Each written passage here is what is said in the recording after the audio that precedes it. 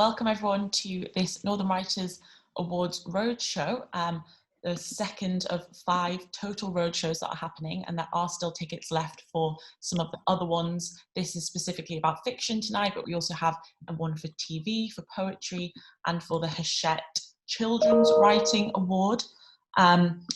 So we are waiting on one more panellist, I should say, so if she suddenly appears on screen, then don't panic, that is meant to happen.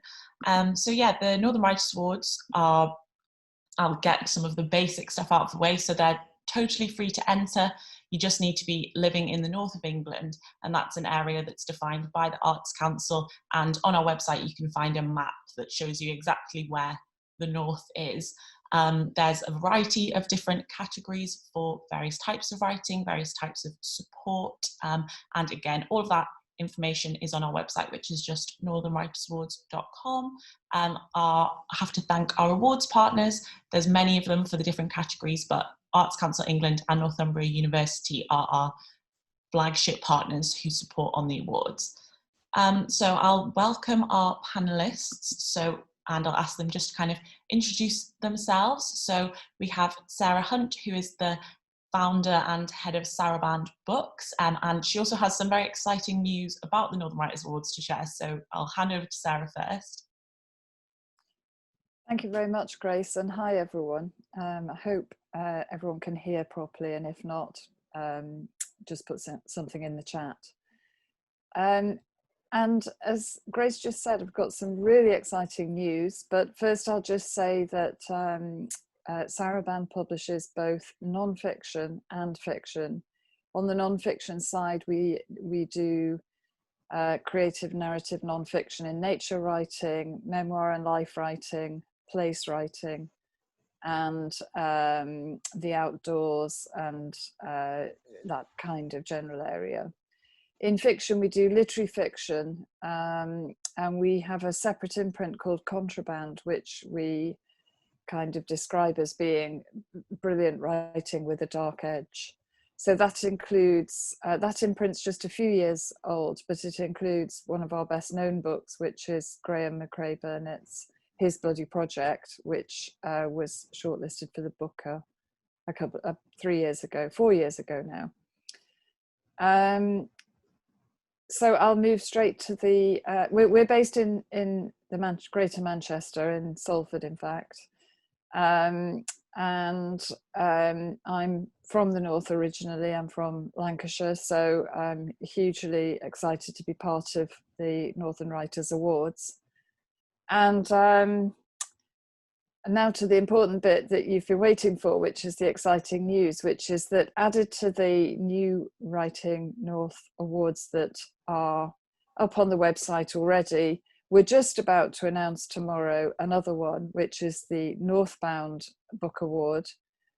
Hello, Yvonne. And the Northbound Book Award is for any full-length work of narrative non-fiction or fiction in any genre.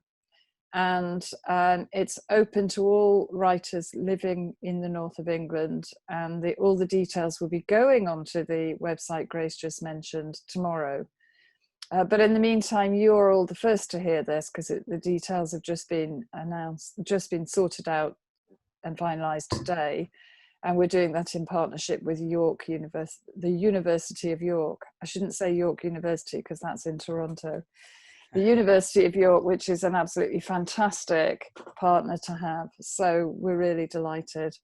The award is 2 years old originally, and we're about to publish this novel here called Castles from Cobwebs, which was the first winner, J.A. Mensah.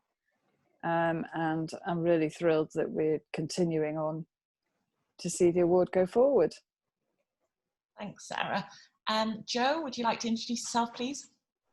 Yeah, sure. That's great news, Sarah. I just wanted to say that's fantastic, really brilliant.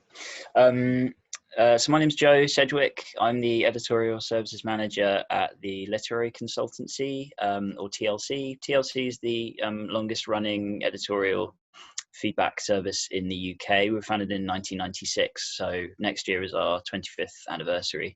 So we're currently in the process of planning lots of exciting things for next year that will be rolling out. But our main focus is is editorial feedback. So we provide manuscript assessments, mentoring, we run literary events and workshops, and our main focus is working with writers at all levels. We've been a real proud partner of the Northern Writers Awards for quite a number of years now, and the way that we work with the awards scheme is via our free read scheme, which is funded by the Arts Council. So we're an Arts Council MPO, which means we're partly funded by ACE, as well as having a commercial arm to our service. And each year, a handful of writers are selected by New Writing North and receive access to our services where they might not normally be able to have access to them. So that's kind of a brief overview of who I am, what we do, and yeah. Thanks, excited Joe. to be here. Thanks for having me, Grace. Thank you. Emma, could I ask you to introduce yourself, please? Yeah, of course. Hi, everyone. I'm Emma Finn. I'm a literary agent at C&W, which is a boutique literary agency in London, and we sit within the Curtis Brown Group, so a kind of bigger talent agency. We have about 6 or 7 agents. I've been there for about 7 years, and I represent quite an eclectic list of writers, so fiction and non-fiction.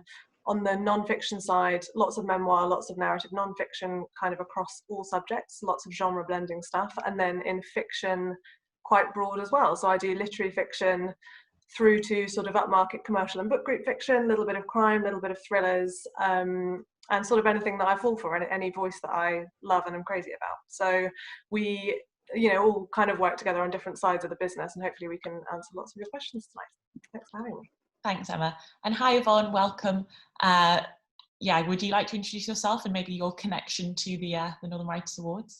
Sure, and hello, and thanks for having me. So I'm Yvonne Battle-Felton, and I am a writer.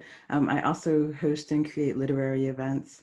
And a few years ago, I won a Northern Writers Award for fiction for my novel Remembered, which has since been published. Thanks to the relationships made through New Writing North, it's now been published through Dialogue Books in the UK. It's also been published in the US. It was longlisted for the Women's Prize for Fiction. And it's been a really exciting journey for me. And so my connection to New Writing North is, I'm hoping a long one of a relationship, because for me as a writer, it's really important in developing writing communities and being a part of one, access to information, and really just sharing information and knowledge. They're all things that are quite important to me. So I love that this organization is, at the heart of them. So I'm happy to be here. Thank you, Yvonne. So we had said to ask you all to send in questions, all of the audience, and you very kindly did. I should also say that my colleague, Will Mackey, who's the Senior Programme Manager for the awards, is in the chat because it's quite hard to multitask, at least for me it is. So he'll be answering any questions that he can in the chat, but if there's something that you particularly want to put to a speaker that you didn't get a chance to, we'll also try and include that. There's a couple of questions that were sent in that I'll just run through really quickly because they're just the more logistical stuff. So someone had asked if an entry could be in 2 languages. So no, the entry does need to be in its main part written in World English. Someone else had asked about specific things around writing for TV and screenplay. And I would say that your best bet would be to sign up to the TV Roadshow, which is happening next Wednesday, and there are still tickets on Eventbrite for that, and that will probably help you a lot more because we do have a really great TV strand and there'll be a lot of people here next week to talk about that. So now for the more interesting part of talking to our panelists. So a lot of the questions that we received were about kind of agenting and the author-agent relationship. So I was going to ask you, Emma, first. A lot of people had asked, how do you get an agent, and whether you could just talk a little bit about the process that you go through as an agent, submissions, and like a few people had asked how to research an agent, like how to see who to submit to. So if you wouldn't mind talking a little bit about that, that would be great. Thank you. Yeah, of course. So C&W is kind of particularly helpful on this, hopefully, because we're a relatively young agency. We only were set up in 2000. Lots of agencies have been running for a very long time, which means they have estates and sort of very, very long-term clients that are a big part of their business. Whereas for C&W, we were always on the lookout for new writers and always looking for new voices, which meant there was a lot of dialogue with authors submitting from the very beginning.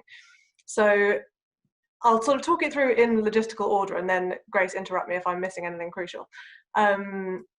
When people are submitting to us, generally in the UK, it's actually quite easy to research agents. In the US, it's a little bit more opaque, and I know publishing can feel opaque in general to anybody who's trying to break into it.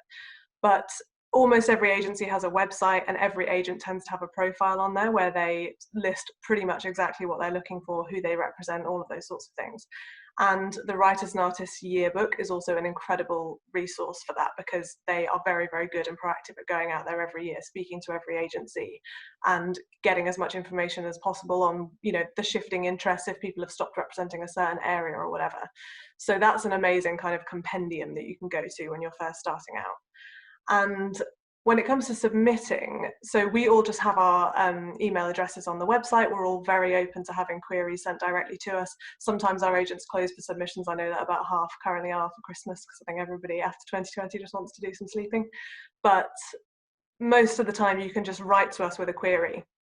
And in that letter, what we're looking for from you is just kind of an overview, a pitch. There's a million things online about what you should include in your query letter. And we engage with that to some extent, but I would also say I and all of my colleagues I know are never looking to trip anybody up in that process. So we're not looking to say they haven't done a perfect elevator pitch, it's going in the rejection pile. Like, we always want to fall in love with the submissions that are coming into us. So most of the time it's just about, as with any professional letter, writing clearly, delivering as much information as you can, but don't panic about, you know, whether your synopsis has been 2 point spaced or whatever. That kind of thing would never put me off.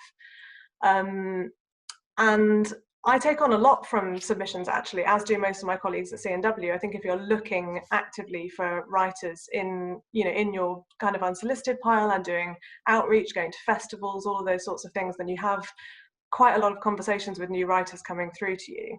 When we take somebody on, which is a relatively rare process in terms of the numbers that are coming into us, just because each of us might receive something like 15 or 20 a day.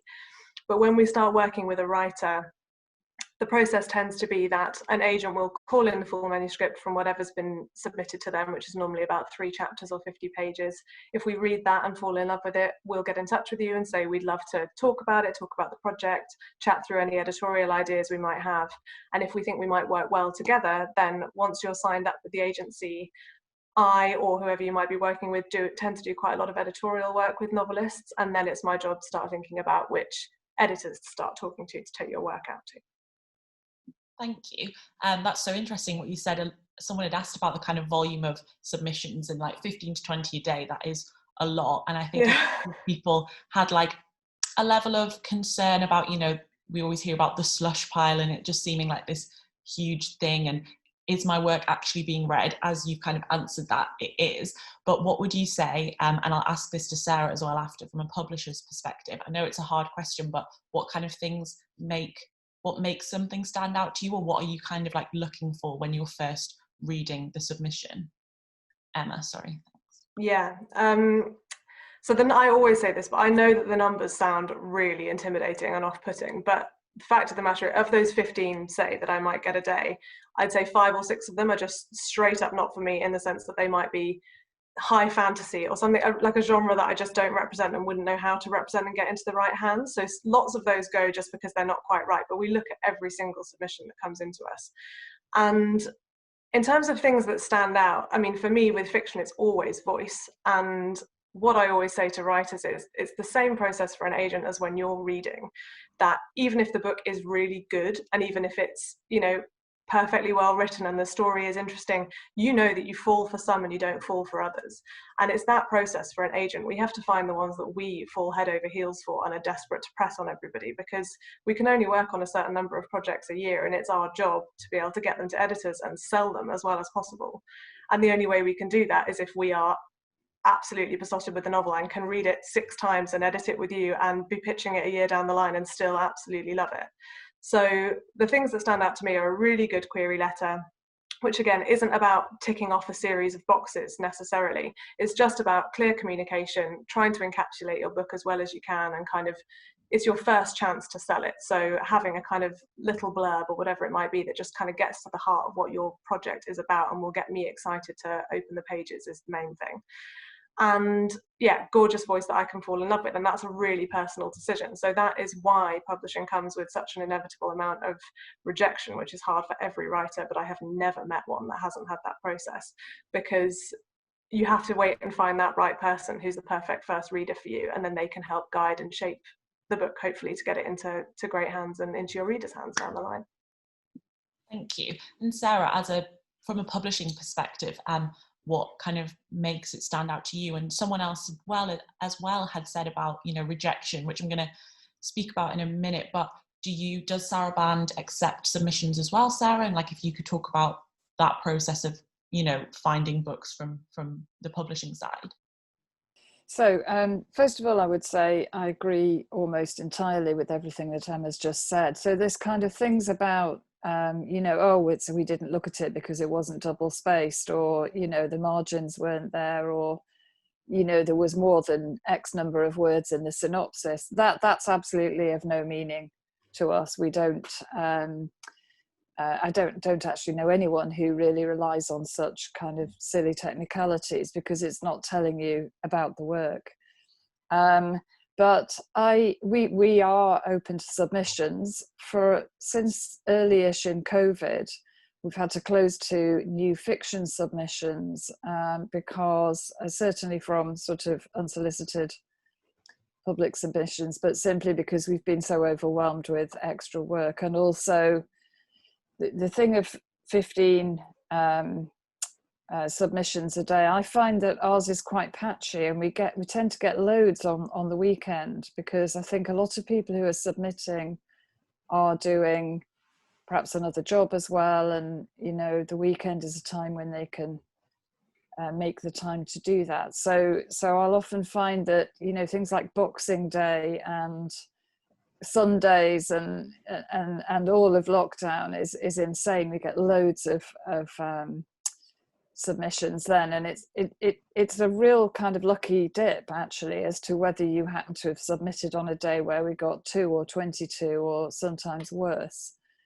But we do have a similar thing where quite a lot of them are just not suitable. Sometimes we get illustrated book proposals, or we get things that we simply don't do.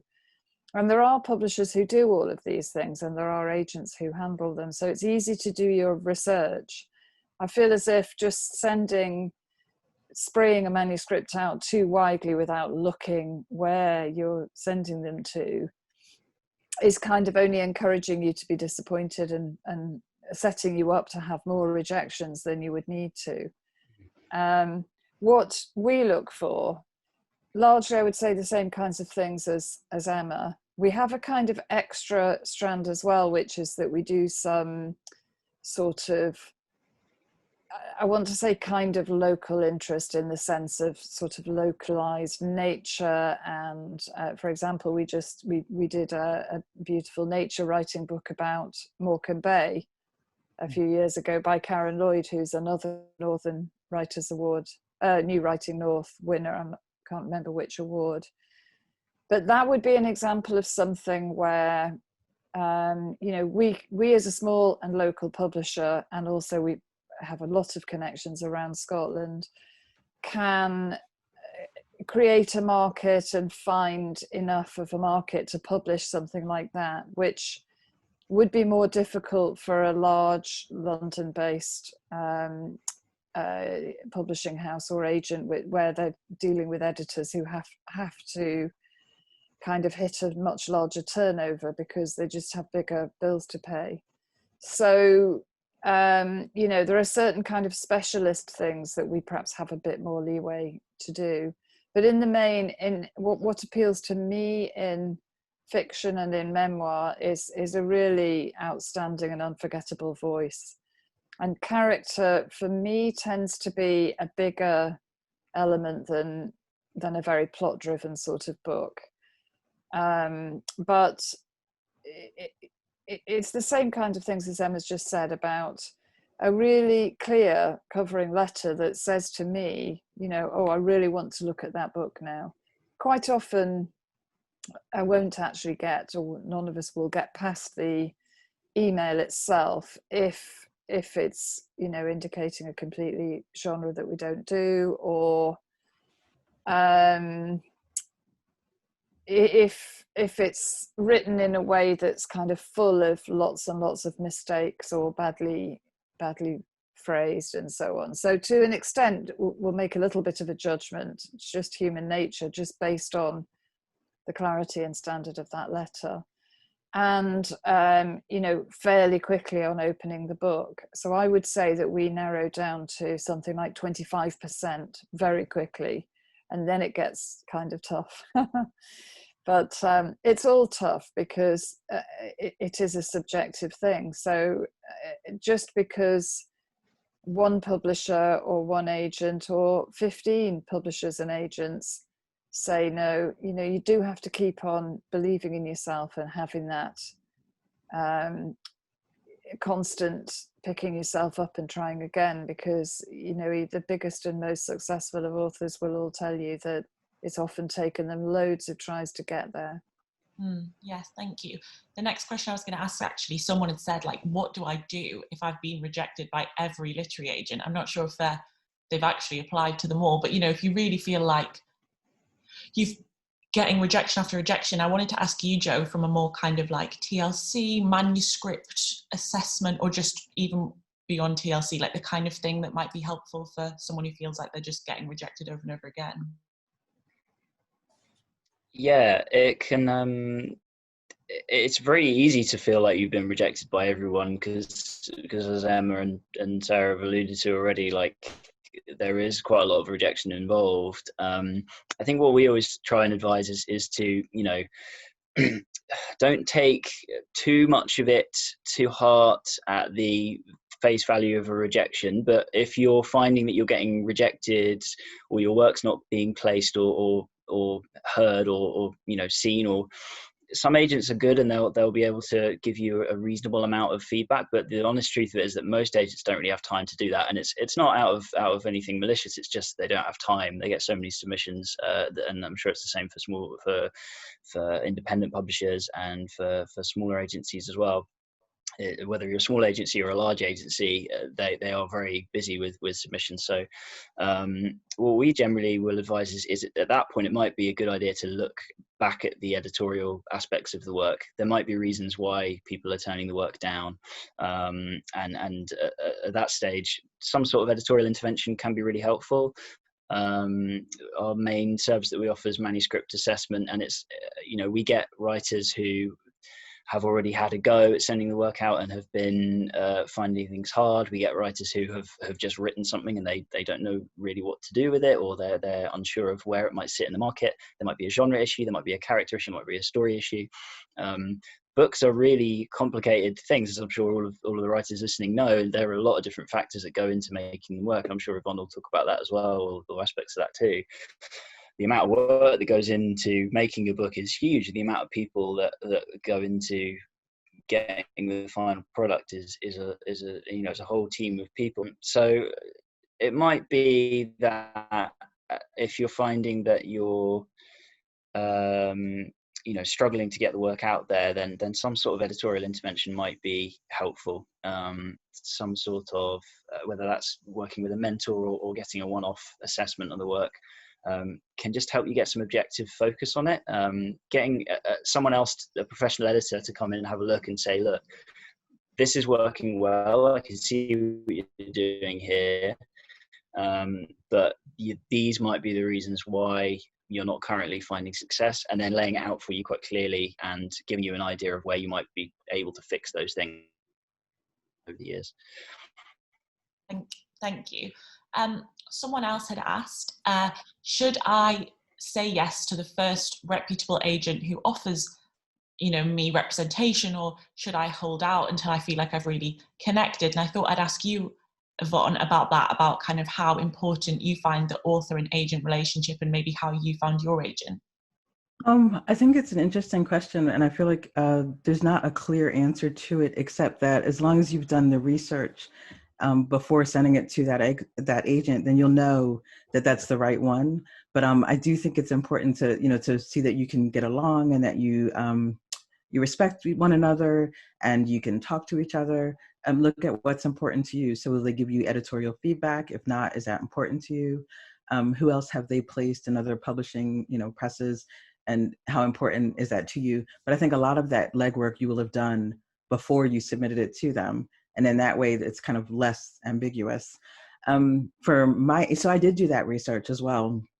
I went through and I was sending my novel out to people who I would look at books that I liked or books that I thought were similar enough to remembered. And then I would look at, so who was their agent and where were they published? And that was part of that research process. And I would look online and see what the agent was saying about themselves, but also see what other people were saying about them, because of course people talk. It was important to me that I didn't have someone who was kind of like snarky, like really great on Twitter, but not someone I felt like I could work with. So I, looked through their social media profiles, and I looked kind of everywhere I felt like I could look. And then that's how I would know, okay, this is someone I could work with. I could really, we weren't going to be, it's not a friendship, necessarily that you're looking for. You're looking for a certain type of relationship, but someone who's really going to be an advocate for you.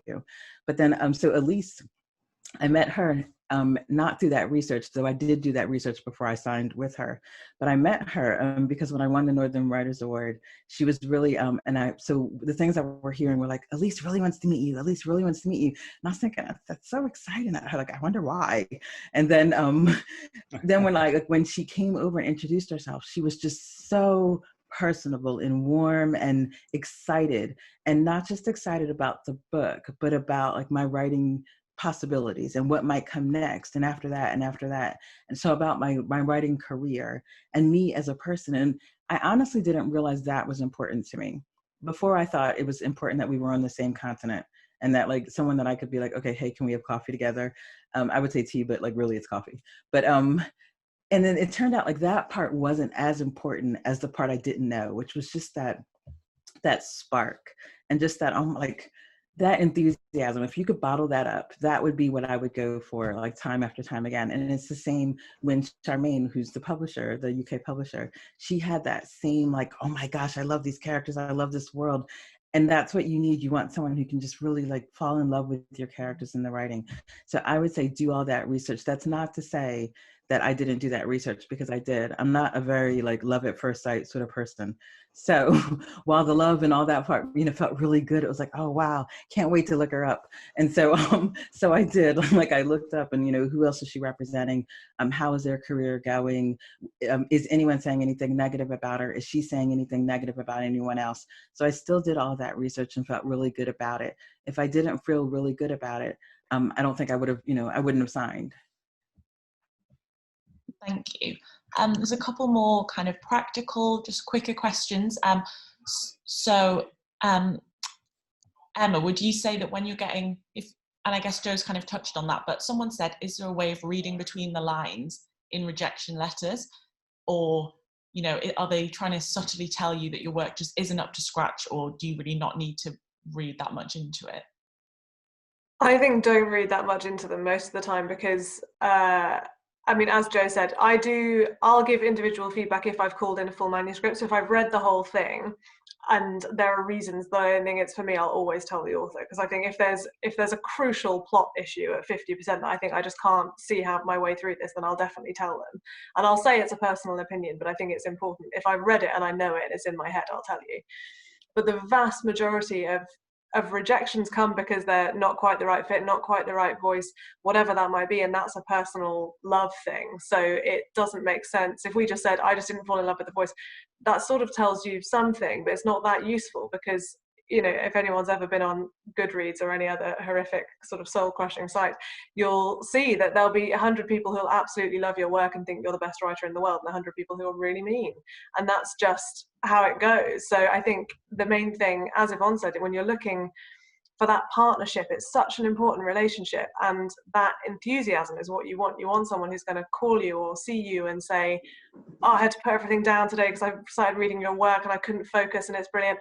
And that's the conversation every author wants. You don't want somebody saying, I can see that I might be able to place this with a publisher potentially, so sure, come on board. You want that person who's going to shape your work. And most of the time, the author-agent relationship, if it's good, lasts your whole career. So you might move publishers based on what you're writing or whatever else, but it's relatively rare that we stop working with somebody. So you want it to be, yeah, the right person. That's always what I say. You need it to be the right person, not just a person.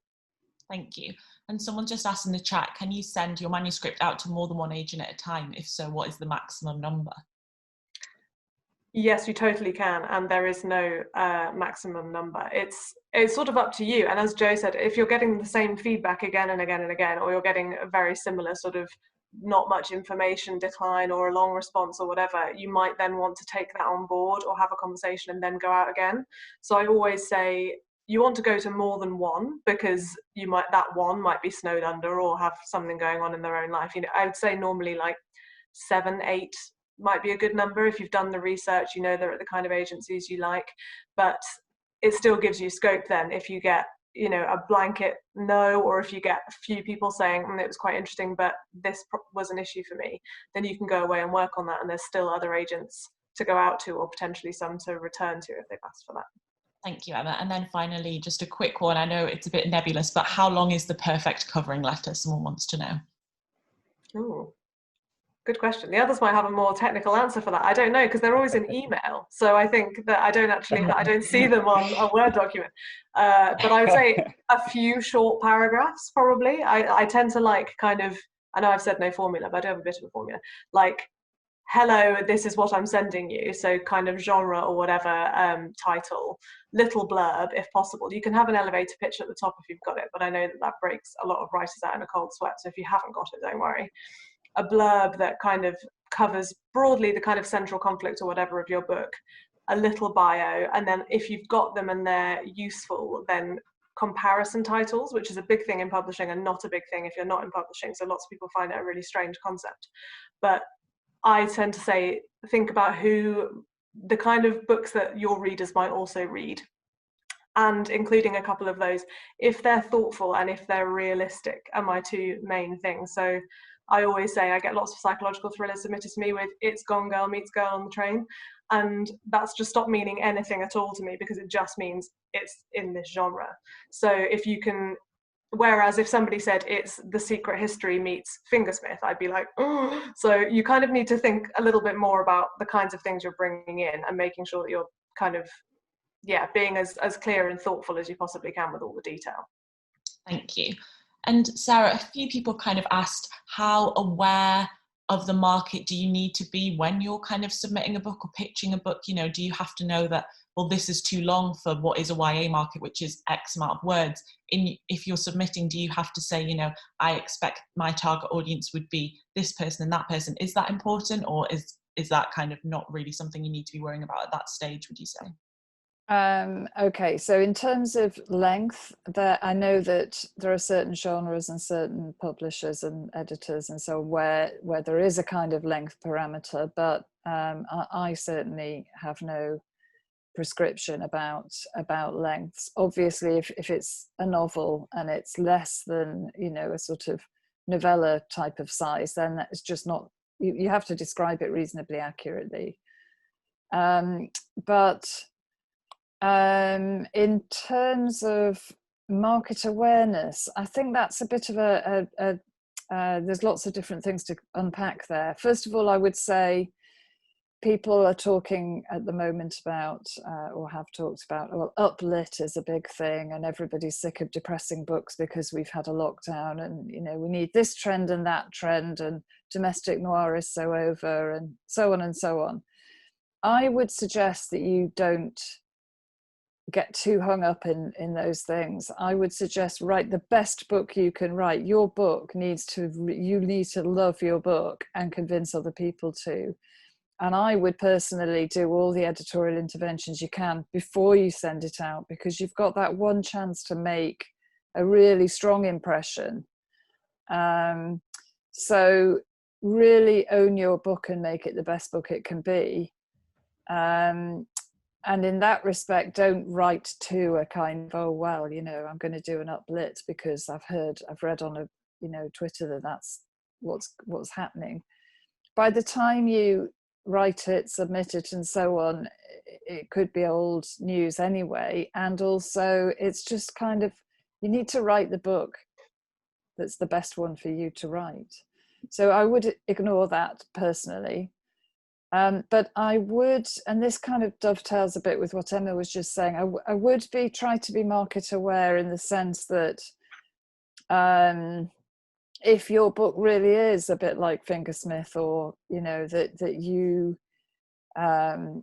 really accurately and realistically, and with feedback from your peers in a writing group or other people you've worked with, can actually say, you know what, readers of Donna Tartt and Sarah Waters and whoever should be, those are the readers I'm looking to impress with my book. I feel that this is the natural market. That's really important, but only if you are getting it kind of right, if you like. There's no sense in saying that you are Gone Girl when you are just not.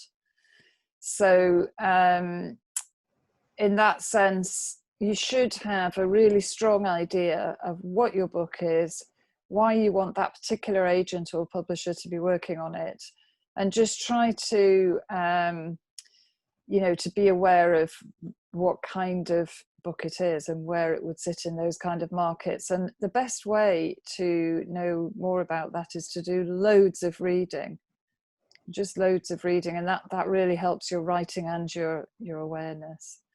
And I would also say that don't lose confidence over feeling that you are writing about something that's kind of underrepresented, because there are always publishers and agents out there who are interested in these voices that haven't really been heard yet, or not heard enough, and we certainly look for that.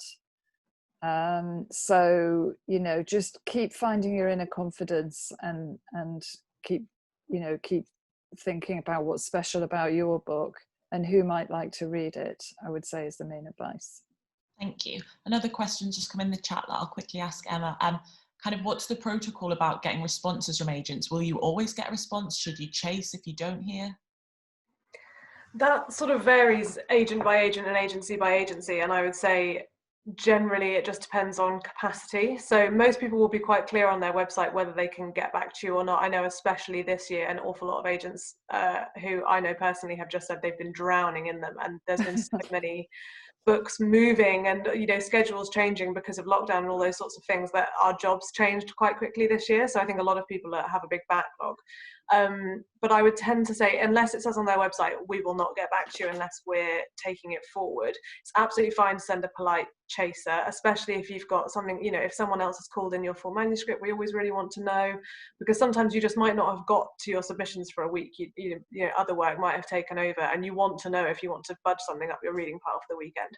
So that's absolutely fine, and send a polite chaser. And I would say generally, unless you've had an offer of representation, that probably should be the end of the chasing, just because you don't want to be in someone's inbox too many times in case you then come back a year later with a different book and they fall in love with it and come back to you. So yeah, but the information should be quite clear on everybody's website most of the time.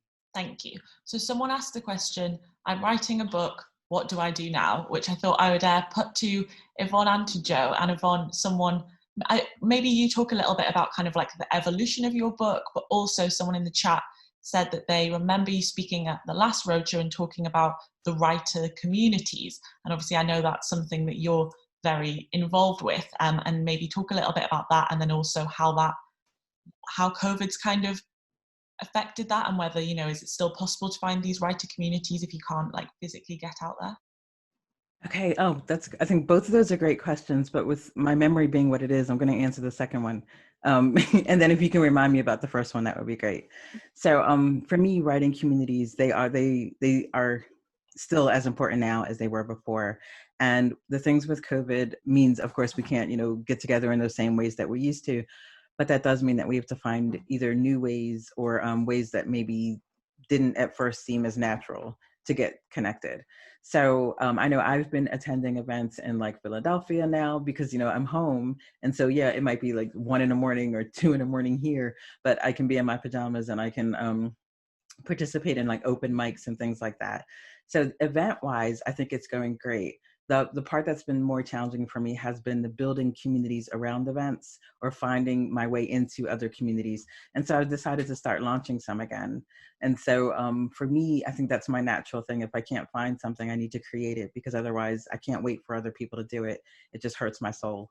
So I've created a book club for kids, and that's going to be online. And what I'm hoping is that they'll ask questions every month about the book, and we can talk about, like, I don't know, this is what I'm seeing in the book, and this is what I'm not seeing, and why did this person die, or whatever it is. And then on the last Saturday of the month, we get to meet the author in Zoom, and the author can talk to us about, like, some of the questions. They can sing to us, like Sharna Jackson, she sang to us, which wasn't a prerequisite, but now I feel like, going forward, why not? But and I've also just launched today an African American literary salon that's sponsored by the U.S. Embassy and the British Association for American Studies. And for me, that's another way to connect with people on a regular basis, because I find like that's the part I'm missing, is connecting with people, supporting one another, and really just talking about books and meeting the author and hearing their passion, because I love to be told a story. So it's, it's more challenging. It's more, maybe in some ways more necessary or as necessary. So I think we just kind of have to do that extra work of finding one or creating one. And that might mean engaging in different ways. If you go to an event and it's sponsored by, I don't know, Waterstones, or even like this event, there's the chat. And so people can chat with one another. But I think it's moving it beyond the chat and inviting people to connect with you on social media, which I see a lot depending on the event, and following up with those things. Sending out your work, asking if you can. I had a writing for advocacy workshop, and those were six of them, so one a month. And I thought my aim for that was like, we're going to write these pieces. And actually it was more about getting together with people in, an online space, and really just reflecting and writing and sharing work and supporting one another. So you can 100% still do those things. You can create those things or find them. And so when the other question was about the book. Sorry, I bombarded you with questions there. Just kind of, you start writing a book and then what? And I thought maybe you could talk a little bit about how Remembered kind of began and then evolved.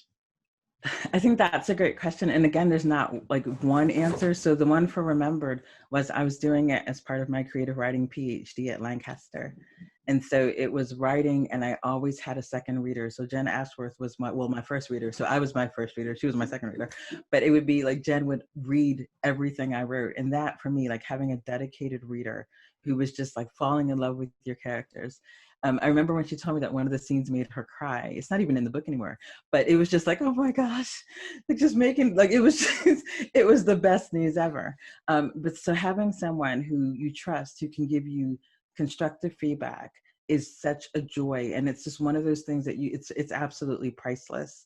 So I had her, and then there was also a PhD community. So there were other writers in, various stages, and everyone was reading one another's work.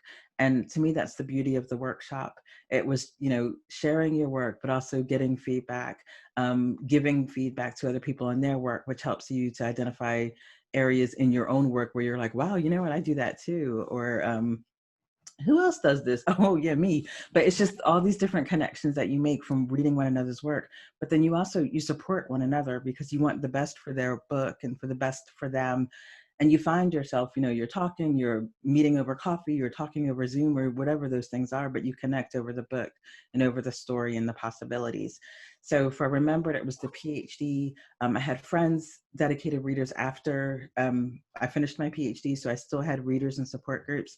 For the next book, I have a very close friend of mine, Naomi Kruger, who's also a writer.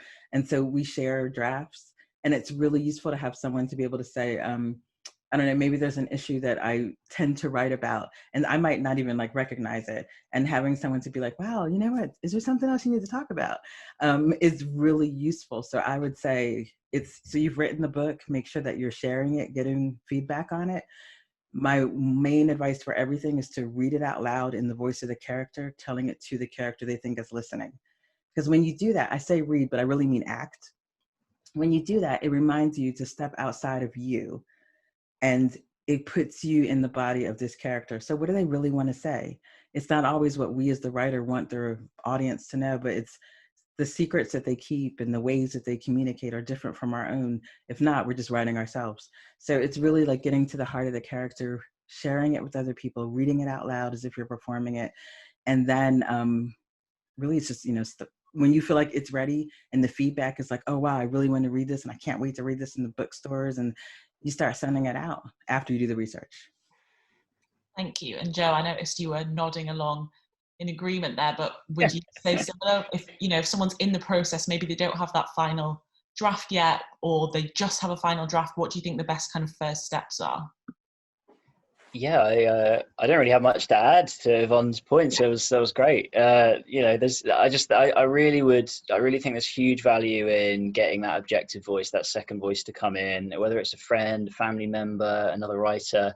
I'd agree with what Sarah was saying about going on Twitter. Try and build a community. Yvonne's mentioning all those great communities that exist. There are so many of them, and you do just have to sort of poke around. I'm sure if you're based in the North, contact New Writing North. They can probably point you in the direction of people that do things in your area locally. I really do think it's really valuable to get another objective opinion, whether it's through an organization like TLC, where we work with professional readers who are more kind of in tune generally with what's happening in the industry and the trends, and can give you a sort of an informed objective feedback. Any objective feedback really should be helpful for you, I think, when you're at the point of having finished a book, because it can be a little bit daunting. There are lots of options, and all those options can be quite it can feel like a bit of a cliff face to climb, but generally people, I've tended to find that people are usually on the side of people that are being creative or trying to express their voice. And if you're able to get someone on your side, or a team of people, or a couple of people, or find a writing group, or use a professional service like ours, someone that's a trusted person that can give you feedback and help point you in the right direction, and listen to your voice is really, really helpful, I think. Thank you.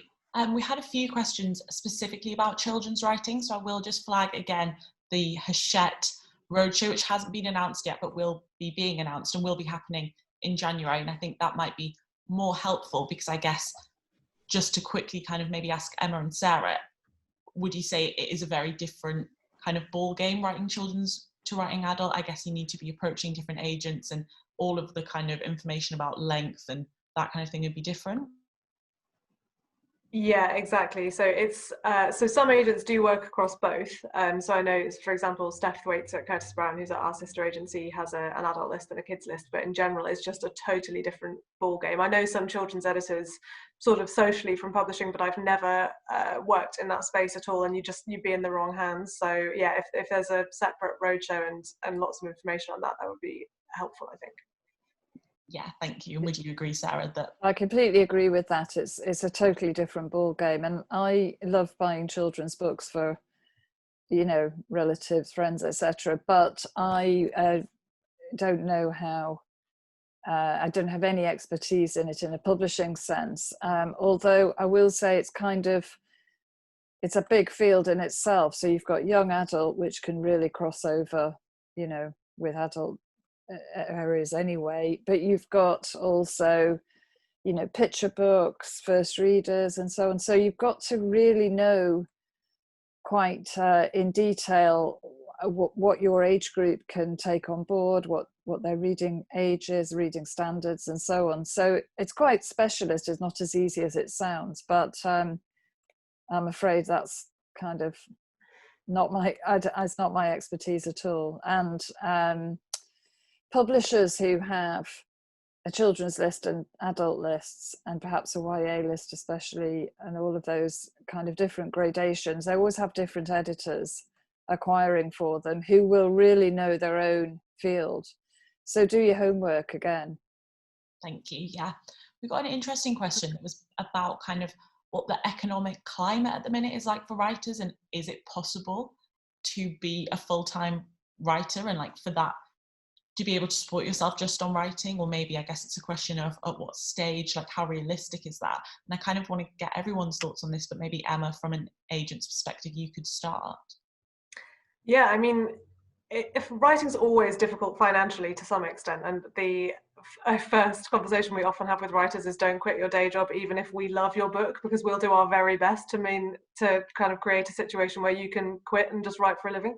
But that's quite rare, and every writer you speak to will say that's usually pretty rare. It often doesn't happen at the beginning of your career unless you have a quite particular sort of set of circumstances. So I would say this year I feel much more positive coming to the end of 2020 than I was expecting to in April.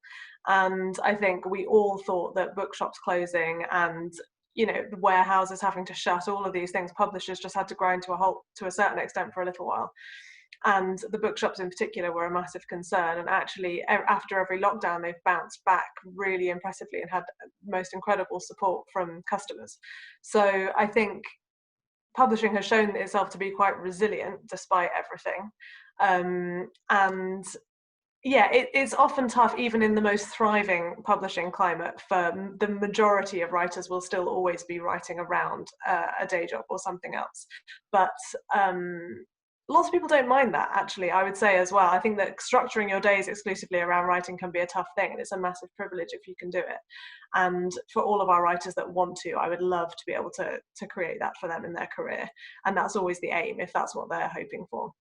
But that will always depend on genre and the kind of publisher you're with and all of those sorts of things. There are lots of things that factor in, but yeah, it's a rarity, I would say, a happy rarity. Thank you. Would you agree with that, Sarah, from a publisher perspective? Yes, I would agree. I think certainly it's only a tiny percentage of writers who literally support themselves only on their writing. I think quite a lot of writers also work as creative writing teachers, and that's very much a good way to balance things. I think there are other careers that lend themselves very well as well to blending with writing. But in terms of the economic climate right now and the impact of lockdown, I think you have to be a bit cautious at the moment, because the massive numbers of sales. I think in the first lockdown there was an absolutely enormous spike of sales for Sally Rooney, because it's a great book anyway, and really Normal People is so popular anyway. But then the TV and everybody in lockdown, it just made it go absolutely nuts.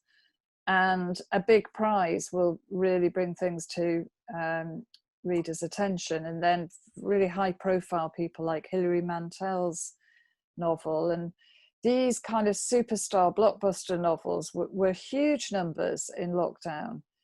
But what was really difficult, particularly in lockdown, but also since, is that new writers are really suffering in this. When the shops were closed and everyone was just shopping online, where are you finding new writers? And things like the festivals stayed open. They did some fantastic events. Hay, Bradford, Edinburgh, Manchester Lit Fest, and so on, but they all pared their programme down to the top few highlights of the biggest names. So all of the smaller new voices who we really rely on as independent publishers to get into kind of those festivals to be more known about, they lost out. So I think most commentators that I follow, and in the Bookseller magazine and on publishing Twitter and so on, would agree that it's been a really, really difficult year for new writers. And as well as that, I do feel still quite concerned for the high street, because it has been resilient. The shops have had really good support from their customers, but I just, when this isn't over yet, and every other retail sector has really suffered with the high street. And if it does become really difficult for a lot of shops to stay open, bookshops to stay open, then I think we're going to get more and more into this kind of online space where breaking new people is harder. Yeah. So, of course, there are great innovations around it, but I think it's a mixed picture. I wouldn't be too optimistic, but publishing and book selling and so on, it changes all the time anyway. So at the end of the day, you still got to believe in you, and you've got to get out there and you know, build it somehow. So maybe it's not such a huge practical difference after all. Thank you. And Yvonne, I guess you're probably the best person to ask about this as someone who is the writer of the group. So I would say it depends on how you look at it. So for me, I do make a living with my words and not purely through writing. So it's through, like Sarah was saying, I teach creative writing at Sheffield Hallam. So that's, you know, the one strand. There's the books, but I also write for children. And then for adults, I write creative nonfiction and personal essays. I'm now writing a script. I'd like to write video games. And so I think it's just being more flexible. And so no matter what I do, I can still say I'm writing or making a living with my words. And maybe one day all those different ways will, you know, sustain me. But I'm also, like, I have 3 kids. And so I always want to make sure that I'm building a legacy. And it's not necessarily going to be built just on me being like, working from novel to novel, but because I don't know, I'm trying to, because of this legacy I want to create. I'm writing for like kids and grandkids that, like, for my grandkids that I don't even have yet. And so that's, you know, I want to write the children's show. And then of course they need a movie and they need, you know, like books to read and all these different things. So I feel like it's how we define it. And it's that portfolio career. But what I try to do, at least, is to make sure that I'm doing as many projects as I enjoy. And so that's also hosting events and supporting other writers and being paid to host events and support other writers and doing all those different things. So you can completely craft your career around being a writer. It's just doing all these different components as well. Thank you. And that's interesting that you mentioned like an aspiration to write for video games, because one of the questions was about kind of more newer media forms of writing. And do you think that's something that is becoming a bit more kind of accessible to people, and like there's more opportunities in that, would you say? I think so, but that's mainly because I see so many events. And I hate to say it, but I'm one of those people who signs up sometimes for like classes, and, you know, like there's just not enough time in the day. So I've signed up for like coding classes, I don't know how many times. And like, I feel like I should be so much farther than like the lesson 1 that I'm still on. But so there are a lot of opportunities, and a lot of them are either, I think, free or low cost. And it's just really looking. So most of them are going to be online. They're going to be in places that maybe we didn't expect them to be. But I see a lot of things through other organizations now. And so for me, I'm feeling really optimistic. But I'm also reminded that, so let's say I don't see an opportunity to write for a game. I need to create that opportunity. So I, like, right now, what I do is I sit around thinking, wouldn't it be great to have a show where there's like women around my age and they're just like dating. And I don't know about you, but like dating right now feels like a video game. But if there was, if I was to wait for someone to write that story in a way that I am interested in, like reading that story, I could be waiting for like a really long time. And the person who writes what they think that I want as a woman, like dating, how likely is it going to be that they're going to be, you know, right? So I really don't want someone who's like 19 going, I can tell you exactly what she wants. I know exactly. You probably can't. But so I need to write that. And who knows where. So there are opportunities because of technology or because of funding. My daughter says I'm addicted to applying for funding. And it might be, I'm just also like, just because I have the dream doesn't mean I should be the one to pay for it. So I do apply for funding, but it's just finding those too. So maybe that's, you know, creating this game, and maybe you support it yourself, or you don't maybe need as much to bring it to life as you think you need. And so you create it, you put it out there, you share it, you play it, and you know, record yourself playing it on YouTube. I think it's about doing these things, showing that you love these things, that you're able to do them. And then maybe that also brings in that appetite and shows there's a platform for it. So it's, you know, they all kind of work together and build together. But yeah, it's a great time to be creating. That's so useful, I think, to a lot of people. Thank you, Yvonne. We're coming to the end, but there's a final question that came in the chat that I thought I'd ask Jo, because they said, you know, we've talked about careers that might lend themselves to writing. And I guess, Jo, you interact with a lot of writers, and, you know, with TLC, I guess you employ writers as well. And what do you find that there's, particular things that lend themselves to it, or kind of other opportunities behind the scenes for writers, I guess, maybe that people don't know about? Yeah, it's piggybacking again a little bit of what Yvonne was saying in terms of, I think, keeping an open mind in terms of what your words can do. There are lots of different ways of writing. It's not just creative writing. And if you feel that you have a a specialist voice in a certain area, that's great and important, but I think it's also good idea to kind of keep your options open, be interested in as many things as you can be without overwhelming yourself, and trying out different things. I work, I've been working at TLC for 5 years, over 5 years now. And when I applied for the job, I started out as an intern there, as a paid internship, but I didn't know that companies like TLC existed. I didn't know that there were, author services. There are so many different organizations that work with writers, and you can, there are every region of the country. New Writing North is just one of many regional writing organizations that work and help writers, and many people at those organizations write. It's just about supplementing that income. It is really hard to make money just from writing. We actually did a survey with the Royal Society of Literature and the ALCS last year called A Room of My Own, and I'll put a link to it in the chat actually. And it's really interesting about looking at what writers feel that they need, and a lot of that is not just money, it's support, it's community, it's all these different things we've been talking about tonight. Obviously it can't be underestimated, the importance of money and finances in terms of the world we live in now, especially as it's so difficult at the moment, and as Sarah was alluding to, so many companies and jobs have gone under. But I think just keeping an open mind and being as creative with your words as you can, like Yvonne was saying, I think that can really give you some direction and some help. Thank you. So we are going to draw it to a close now, but I just want to answer one more question in the chat on the logistics side, which was someone had asked how many submissions we got for a particular award, like the fiction strand, and just to say that we don't say that publicly.